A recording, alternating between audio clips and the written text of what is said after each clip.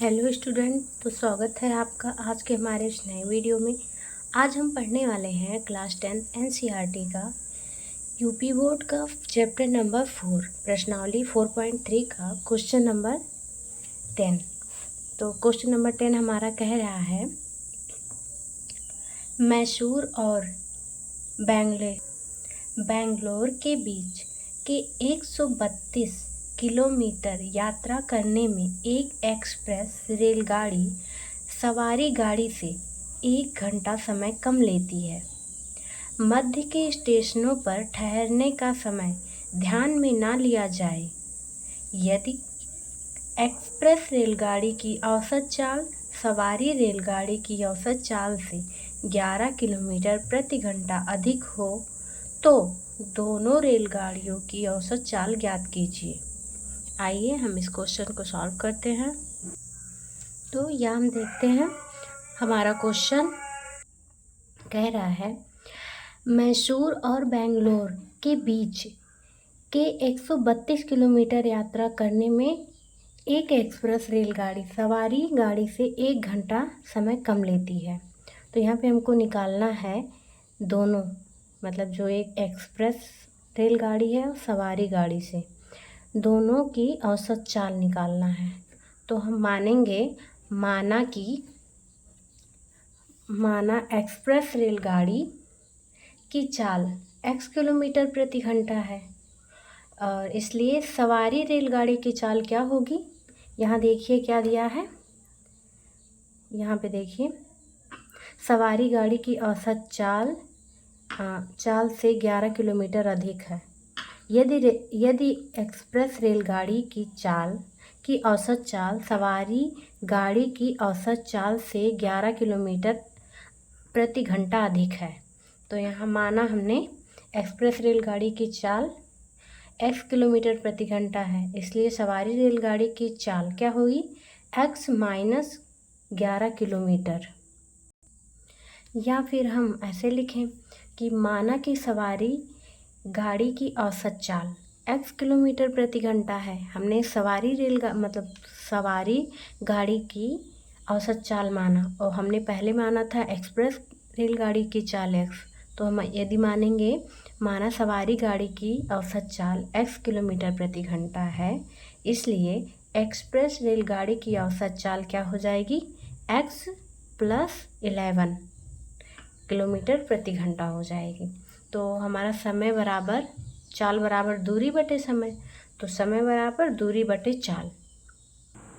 ये क्या हो गया, माना कि सवारी रेलगाड़ी की औसत चाल x किलोमीटर प्रति घंटा हमने सवारी रेलगाड़ी की मानी, इसलिए एक्सप्रेस रेलगाड़ी की औसत चाल यहाँ कह रहा है, यदि एक्सप्रेस रेलगाड़ी की औसत चाल सवारी गाड़ी की औसत चाल से 11 किलोमीटर प्रति घंटा अधिक हो, इससे 11 अधिक हो, तो हमारा ये जब x है तो 11 अधिक यानी 11 प्लस हो जाएगा किलोमीटर प्रति घंटा। अब यहाँ पे हमको पता चाल बराबर दूरी बटे समय, हमको यहाँ समय निकालना है। हमको चाल पता हो गई, दूरी भी पता है, समय नहीं पता है, तो हम समय निकालेंगे दूरी बटे चाल। यहाँ पर चाल हमने माना है और समय भी हमारा दिया गया है और कुछ समय निकालने भी हैं और हमको पूरी दूरी दी गई है इतना। तो यहाँ पर हम लिखेंगे प्रश्नानुसार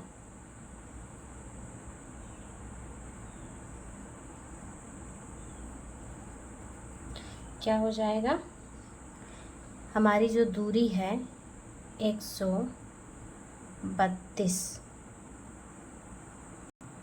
ये हमारा दूरी बटे चाल। तो हमारा जो ये है सवारी गाड़ी की औसत चाल के लिए हमारा क्या हो जाएगा, ये हमारी दूरी हो गई और चाल हमारी सवारी गाड़ी की कितनी है, x है, बराबर एक्सप्रेस रेलगाड़ी की औसत चाल। तो यहाँ पे दूरी कितनी है, दूरी समान ही है 132 बटे इसकी चाल की औसत चाल कितनी है, x प्लस 11। और यहाँ देखिए क्या कर रहा है, मैसूर और बेंगलोर के बीच के 132 किलोमीटर यात्रा करने में एक एक्सप्रेस रेलगाड़ी सवारी गाड़ी से 1 घंटा कम, 1 घंटा समय कम लेती है। तो ये हमारी है सवारी गाड़ी और ये है एक्सप्रेस रेलगाड़ी। तो क्या करें, एक्सप्रेस रेलगाड़ी सवारी गाड़ी से 1 घंटा कम समय लेती है। तो ये हमारी जो सवारी गाड़ी है ये हमारा जो मतलब जो समय ले रहा है, और कह रहा है इससे 1 घंटा कम, तो इसी में हम 1 घंटा माइनस कर देंगे, तब इसका जो समय होगा उसके बराबर आ जाएगा। समझ में आए बात? यहीं से देखिए, यहीं से समझना। एक एक्सप्रेस रेलगाड़ी सवारी गाड़ी से 1 घंटा समय कम लेती है, सवारी गाड़ी से समय कम लेती है ना, तो इसी में से तो घटाएंगे। मान लीजिए ये 5 घंटे लेता है, तो कह रहा है कि सवारी गाड़ी से 1 घंटा कम लेती है, तो 5 में से 1 गया, 4 घंटे में ये ले जाती है और ये 5 घंटे में ले जाती है। तो फिर अब इसको हम सॉल्व करेंगे।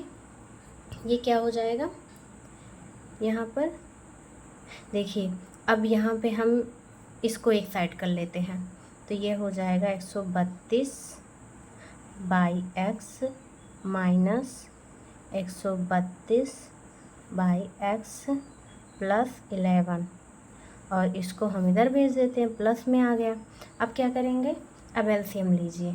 एलसीएम नहीं ले सकते तो हम इसकी मल्टीप्लाई इसके साथ और x की मल्टीप्लाई इसके साथ, तो यहाँ पे क्या हो जाएगा 132x प्लस 11, ये हो गया।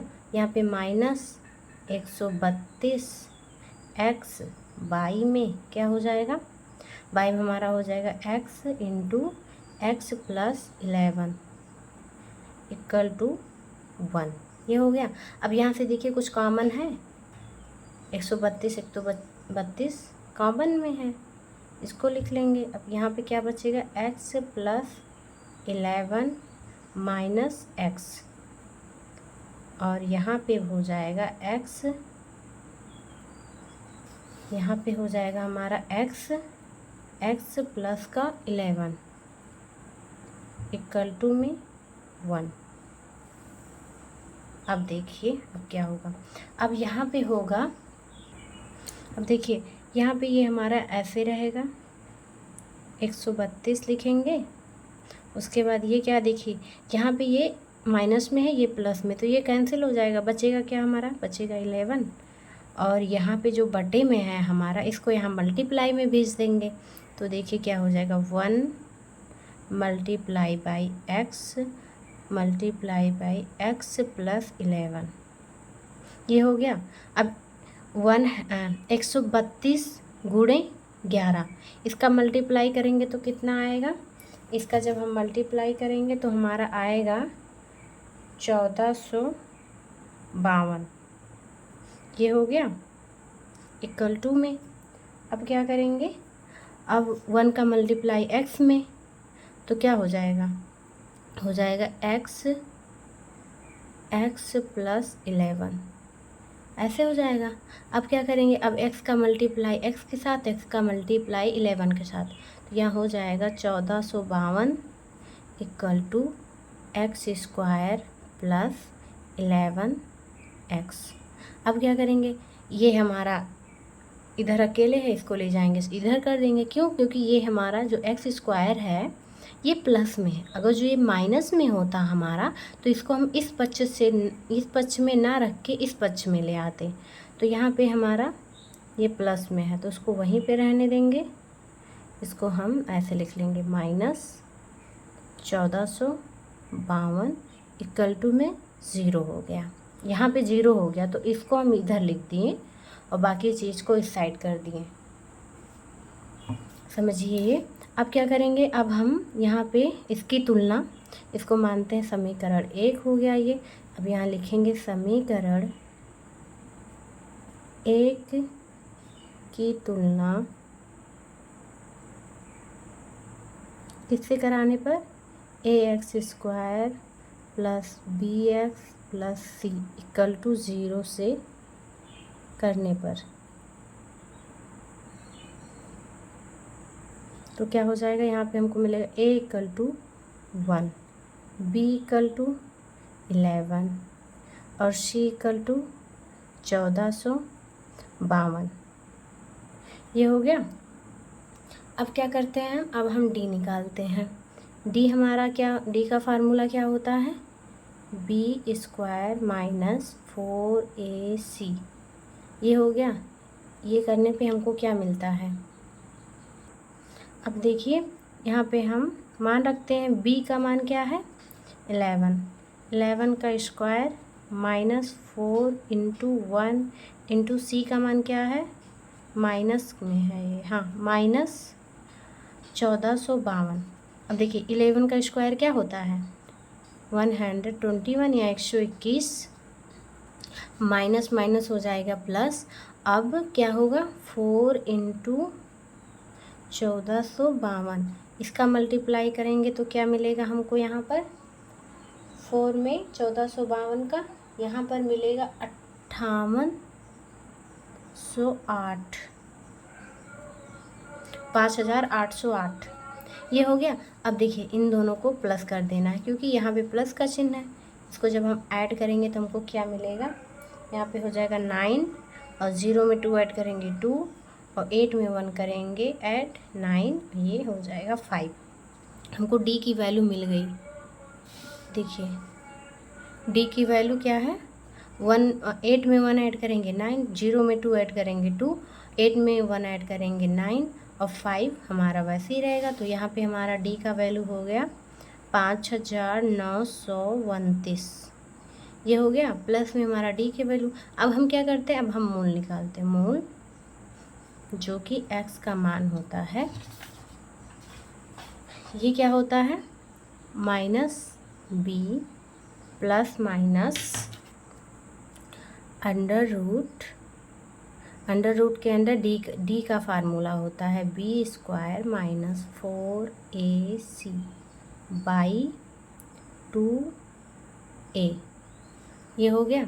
अब हम यहाँ पे मान रखेंगे x इक्वल टू बी क्या है हमारा 11 है, माइनस का 11 प्लस माइनस यहाँ पे ये कितना है 5929 बाई में 2 इंटू 1। ये हो गया यहाँ तक का। अब चलिए हम इसका वर्गमूल निकालते हैं। अब आइए हम यहाँ पे किसका वर्गमूल निकालना है, हमको 5929 वर्गमूल निकालना। हम क्या बताए थे कि 2 का पेयर बनाएंगे। देखिए 2 का पेयर बन गया। अब ये जो 2 का पेयर है, जोड़ा जो 2 का है, इसमें हम ऐसी संख्या का वर्ग करेंगे जो 59 से अधिक ना हो, छोटा हो। तो यहाँ पे कितने का करेंगे, देखिए 7 7 जा 49 होता है, तो 8 का देखते, 8 8 जा 64, 8 8 जा 64, 7 7 जा 49। देखिए जो 64 है इससे बड़ा है और जो 49 है छोटा है, तो यहाँ पे हम लिखेंगे 7, यहाँ पर भी 7, यहाँ पर लिखेंगे 49, यहाँ पर 7, 7 7 जा 49, तो 7 बार गया। 7 से हमने मल्टीप्लाई किया और 7 का वर्ग करते हैं। अब देखिए इन दोनों 7 को जोड़ लेंगे हम, ये हो जाएगा 14। अब इसको माइनस करेंगे, यहाँ पे आएगा। अब इन जो 2 के पेयर बचे हैं दोनों साथ में उतरेंगे। हम भाग में क्या करते थे, वहाँ पे हमारा एक एक अंक उतरता था, लेकिन यहाँ 2 अंक साथ में उतरेंगे। अब देखिए यहाँ पे हमको कितने का मल्टीप्लाई करना है, यहाँ 1 करें, 2 करें, 3 करें, 4 करें, 5, कितने का मल्टीप्लाई हम करें कि हमारा 1029 से ज़्यादा ना हो। तो एक बार हम करते देखते हैं। यहाँ पे 8 से तो क्या हो जाएगा, 8 8 जा 64, यहाँ हो गया 4, ये 6 कैरी, 8 4 जा 32। अब इसमें 6 ऐड करेंगे तो क्या हो जाएगा 8, यहाँ पे 8 लिखेंगे, 8 1 जा 8, 8 में 3 ऐड करेंगे तो हो जाएगा 11। देखिए ये अधिक हो गया। अब क्या करेंगे, अब इससे एक अंक कम करेंगे। 8 का किए थे, इस बार हम 7 का करेंगे। तो 7 का करते हैं तो क्या मिलता है हमको, 7 7 जा 49 और 7 4 जा 24, 28 और 28 में 4 ऐड करेंगे तो यहाँ पे हो जाएगा 32। यहाँ 2 और 7 1 जा 7 में 3 ऐड करेंगे तो हमारा हो जाएगा 10। देखिए यहाँ पे आ गया, यहाँ पे लिखेंगे हम 10। यहाँ पे ये जो हमारा मल्टीप्लाई करने पे आया है उसको यहाँ लिखते हैं और यहाँ पे हम लिखेंगे 7, क्योंकि 7 बार 7 का स्क्वायर किए हैं हम, जो हमको ये मिला है यहाँ पे। देखिए अब इसको ऐड कर देंगे, यहाँ पे कुछ नहीं मिला। ये तो पता कैसे चल गया, ये 77 का वर्ग है। अब यहाँ हम लिखेंगे x इक्वल टू -11 प्लस -77/2। अब क्या करना है, अब यहाँ पे हम एक बार प्लस के साथ और एक बार माइनस के साथ रखेंगे। यहाँ लिखेंगे माइनस चिन्ह लेने पर, और चलो पहले ऐसे माइनस चिन्ह लेते हैं तो क्या हो जाएगा, x इक्वल टू -11 -77 या 77, यहाँ पे हो जाएगा 2। क्या मिलेगा हमको, माइनस माइनस हो जाएगा प्लस, मतलब चिन्ह माइनस के रहेंगे, ये हो जाएगा जुड़ जाएगा। यहाँ पे हो गया 88/2। यहाँ पे हमको क्या मिला, यहाँ पर हमको मिल गया x इक्वल टू -44। ये हो गया। अब हम जब प्लस की चिन्ह लेते हैं, प्लस चिन्ह,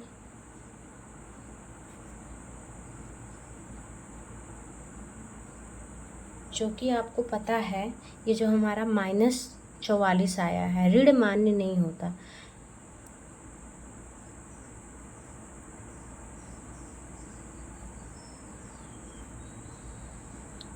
यहाँ ऋण मान्य नहीं है, ऋणात्मक मान्य नहीं है। तो अब हम प्लस चिन्ह लेते हैं, प्लस लेने पे देखते हैं हमको क्या मिलता है। यहाँ पे तो माइनस ही है, +77/2। यहाँ पे 7 में से 1 गया। देखिए यहाँ पे ये हमारा 77 वैल्यू बड़ा है, इसके सामने प्लस है, ये प्लस में है इसलिए प्लस का चिन्ह लगेगा। ये आ जाएगा 66/2। तो यहाँ पे x की वैल्यू क्या मिलेगी, 33। ये हमको मिल गया। देखिए ये हमारा धनात्मक में है।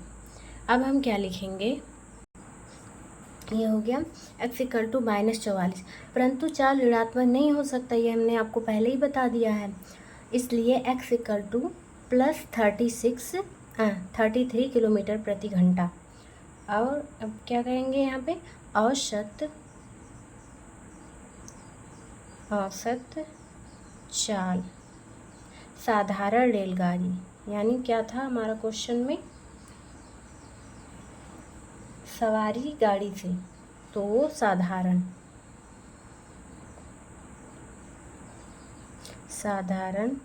रेल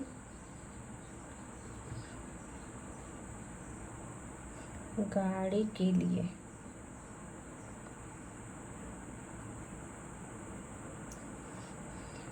ये x, क्योंकि हमने जो माना था सवारी रेलगाड़ी का औसत चाल क्या था, x किलोमीटर प्रति घंटा था, और एक्सप्रेस रेलगाड़ी की औसत चाल क्या थी, x + 11 किलोमीटर प्रति घंटा। चूँकि एक्सप्रेस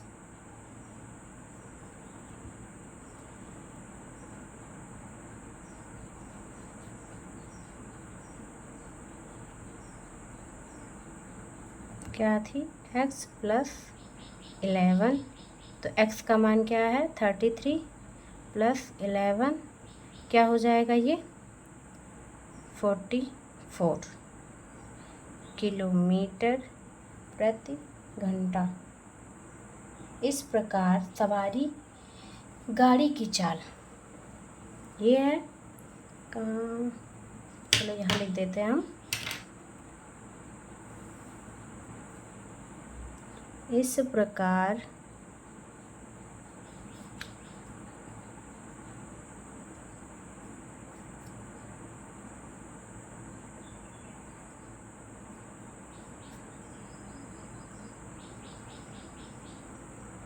नहीं, यहाँ पे रेलगाड़ी नहीं, सवारी गाड़ी की औसत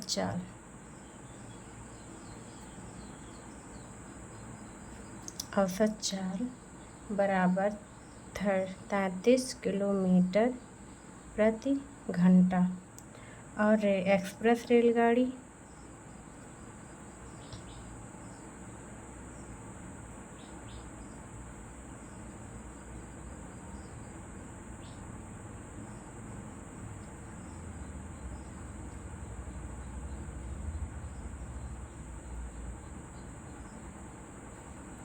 कितनी है?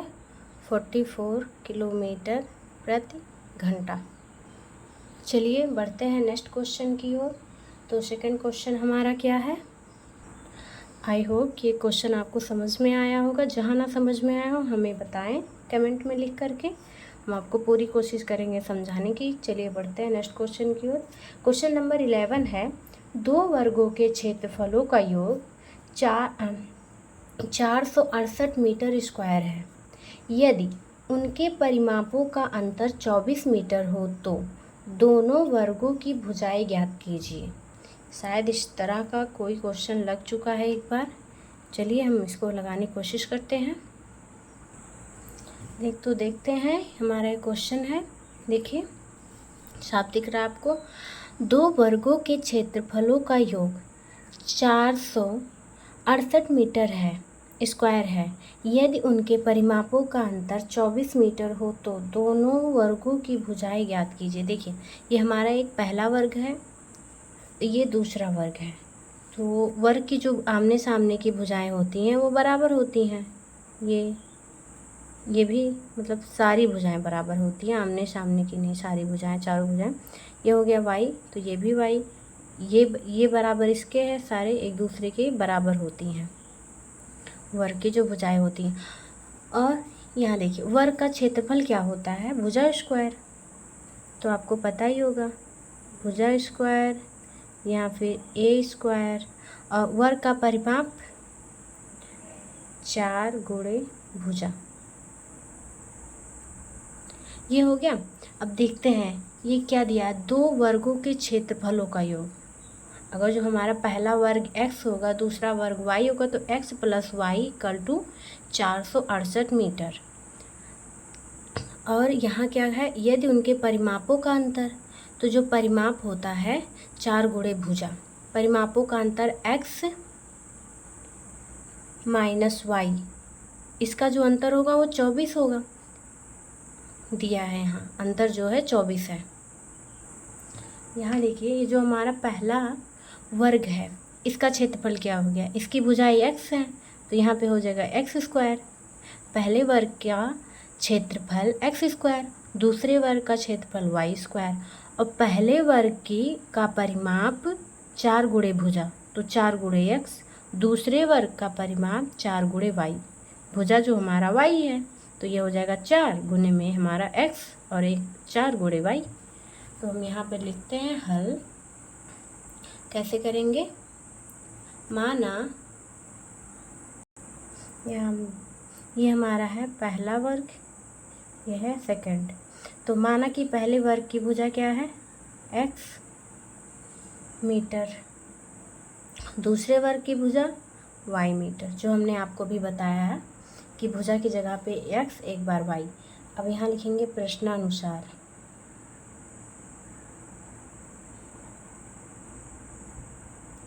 पहले क्या कह रहा हमारा, दो वर्गों के क्षेत्रफलों का योग, तो वर्ग का क्षेत्रफल भुजा स्क्वायर, तो यहाँ पे लिख देते हैं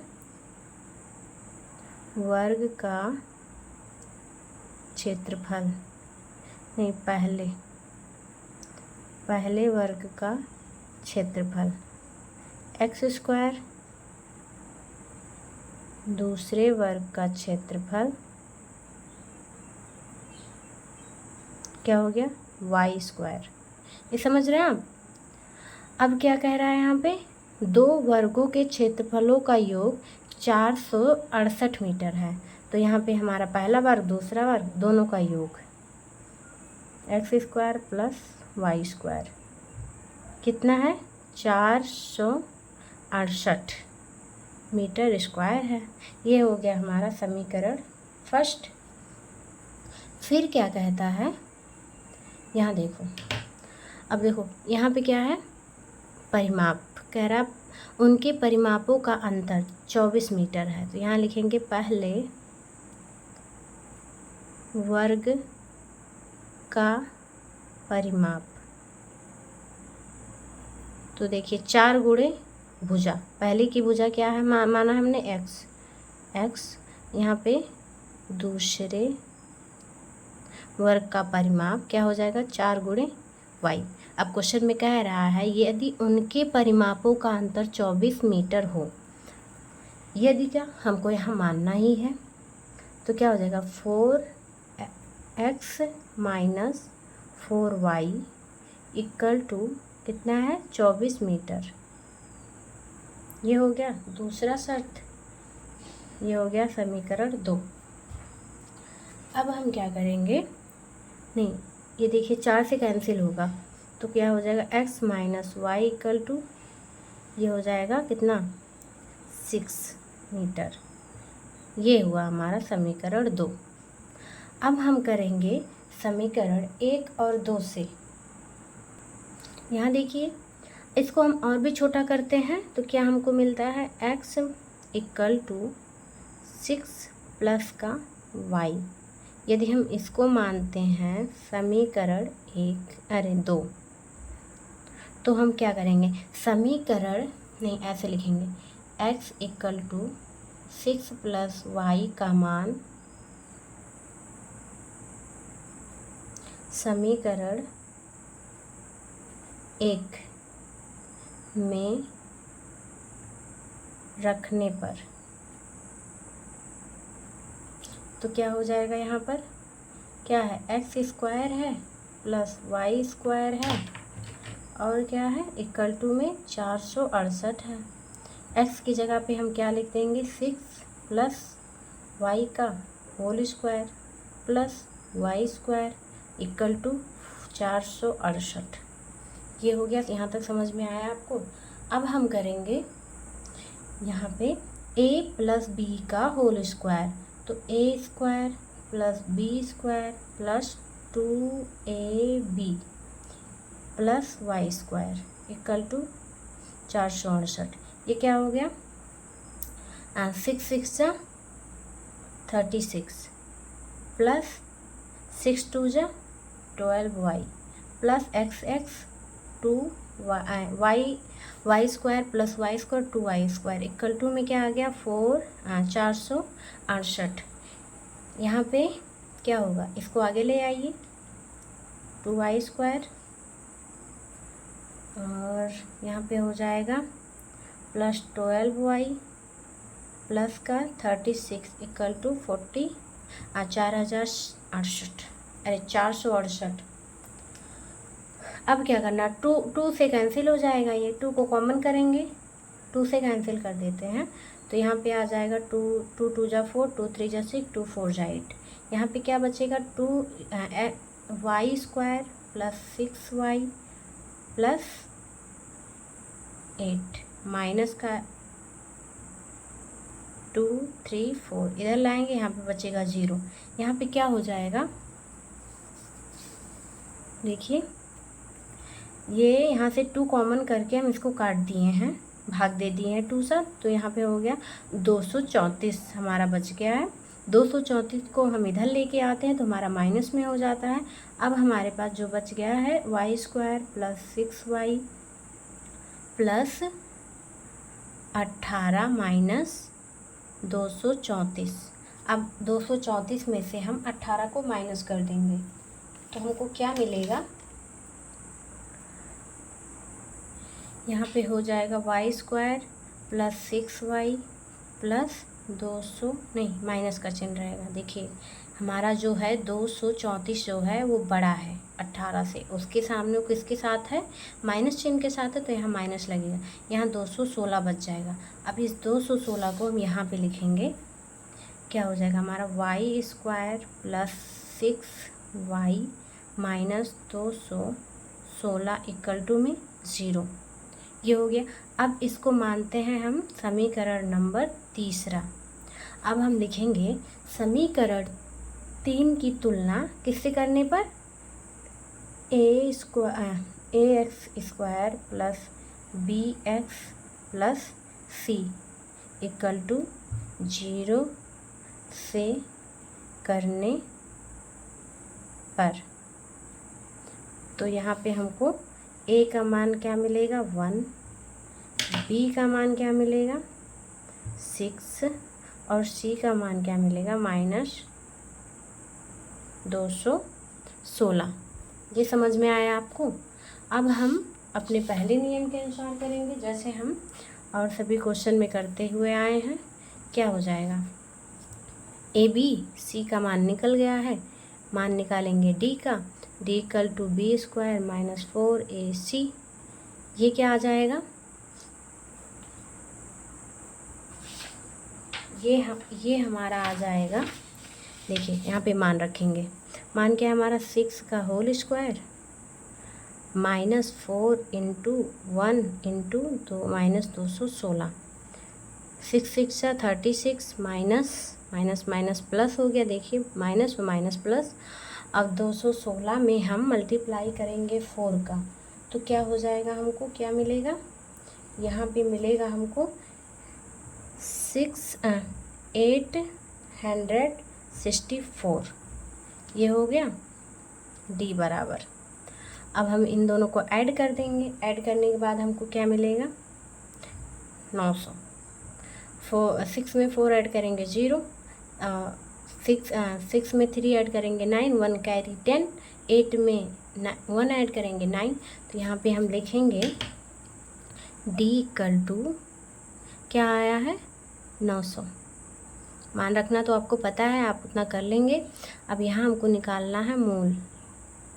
मूल क्या होता है हमारा, x इक्वल टू क्या होता है -b plus minus √900 by 2a।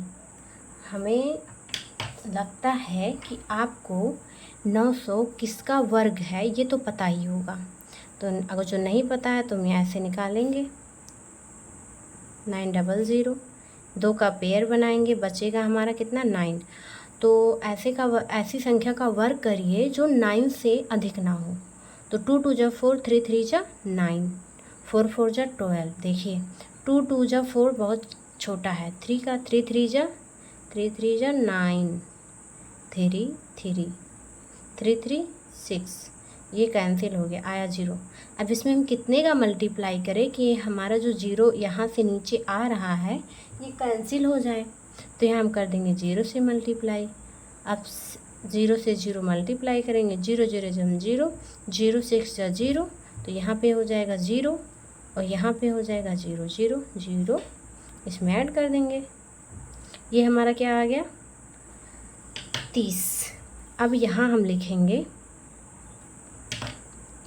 Minus, ये देखो मैंने क्या कर दिया, यह हमने फार्मूला लिखा ही नहीं। चलो कोई नहीं, आपको तो फार्मूला पता है ना।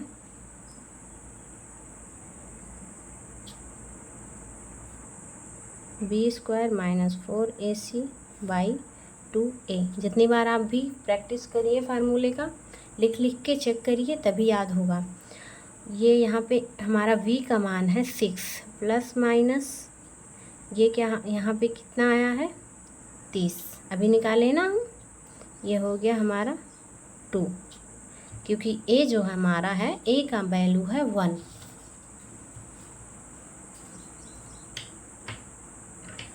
अब हम क्या करेंगे, माइनस चिन्ह के साथ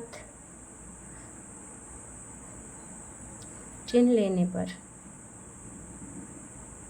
इधर लिखेंगे प्लस चिन्ह लेने पर। तो यहाँ पे क्या हो जाएगा x इक्वल टू में -6 -30/2। यहाँ पे क्या हो जाएगा, जब प्लस चिन्ह लेंगे -6 + 30/2। यहाँ पे क्या आ जाएगा माइनस 36/2। x इक्वल टू क्या आ गया माइनस का 18। यहाँ पे क्या हो जाएगा, x इक्वल टू 30 में से 6 गया, कितना बचेगा 24 प्लस का 24 2, x इक्वल टू 12। ये हमको दो वैल्यू मिलते हैं जो कि जो हमारा माइनस का वैल्यू है वो वैलिड नहीं है, वो मान्य नहीं होता। तो उसके लिए हम लिख देंगे यहीं नीचे, परंतु वर्ग की जो भुजा होती है की भुजा ऋणात्मक नहीं होती।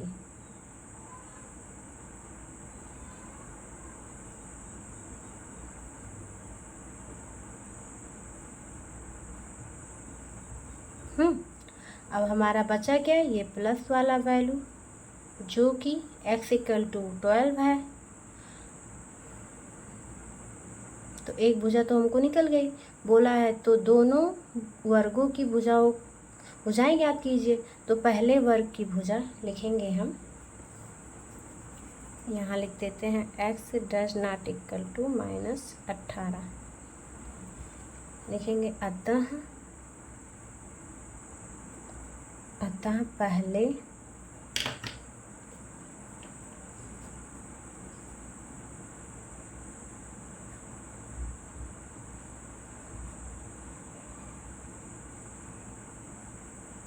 वर्ग की भुजा बराबर 12 मीटर।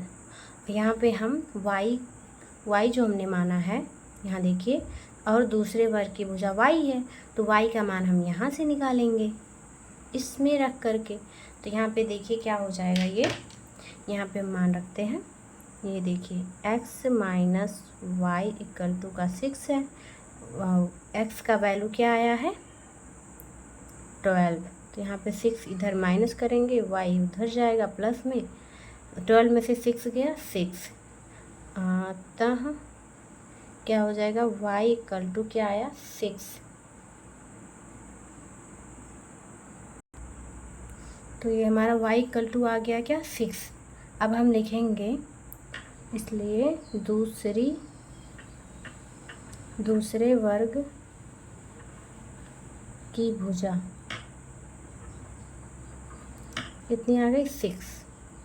यदि हमको जांच करना है कि क्या इन दोनों के परिमापों का अंतर 24 है या नहीं, तो हम यहाँ पे लिख देते हैं, बताते हैं आपको। ये देखिए, दिख रहा है आपको, यहाँ पे हो गया 4x, यहाँ देख लीजिए 4x माइनस 4y, तो x की जगह पे हमारा है क्या 12, और माइनस 4y की जगह पे है 6 इक्वल टू क्या है 24। यही तो हमारा, ये तो उत्तर हो गया, ये उत्तर की जांच। अब देखिए ये क्या हो गया, 12 फोरजा कितना होता है 48, माइनस ये क्या आ गया हमारा 6 फोरजा 24 इक्वल टू क्या है 24। दोनों पक्ष बराबर होने चाहिए। यहाँ लिखेंगे left hand side equal to right hand side. तो देखिए 48 में से 24 जाएगा तो हमारा यही आएगा, बराबर राइट हैंड साइड। क्या आ गया समझ में? देखिए हमारा उत्तर की जांच भी हो गया और हमारा ये क्वेश्चन लग भी गया। तो जहाँ पर आपको समझ में ना आया हो वहाँ पे हमको कमेंट में करके बताएं। और यहीं पे होता है ये प्रश्नावली हमारी समाप्त। मिलते हैं अगले प्रश्नावली में 4.4 में। तब तक के लिए धन्यवाद। और हमारा वीडियो आपको अच्छा लगा हो तो लाइक करें, चैनल को सब्सक्राइब करें और अपने दोस्तों को भेजना ना भूलें। तब तक के लिए धन्यवाद।